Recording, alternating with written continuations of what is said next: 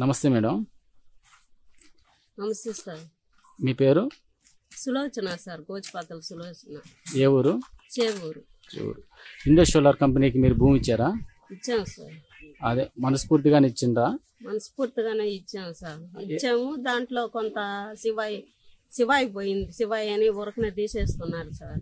తీసేసుకుంటే ఇంకా మాకు ఇంకే బతుకు తెరువు లేదు సార్. దాని మీదనే ఆధారపడి బతుకుతున్నాం మేము ఎన్నో సంవత్సరాల నుంచి. అయితే మా పిల్లలకి ఇప్పుడు బతుకు తెరువు లేదు సార్. మా పిల్లలకి ఏదన్నా ఆధారం చూపిస్తే, ఏదైనా ఉద్యోగాలు, దాంట్లో ఏదైనా ఉద్యోగాలు ఇస్తే దాంతో మా బతుకు తెరువు జరుపుకుంటాం సార్. ఎన్ని ఎకరాలు ఇచ్చిండ్రు? మాది ఎకరా దాకా పోయింది సార్. చివాయిపోయింది సార్. ఆ పొలంలో ఏం పంట పండిస్తూ ఉంటారు? వరి పండించుకుంటున్నాం సార్. కంపెనీ నుంచి ఏమన్నా ఆశిస్తున్నారా? కంపెనీలో జాబ్ కావాలి సార్ మా పిల్లలకి. ఓకే.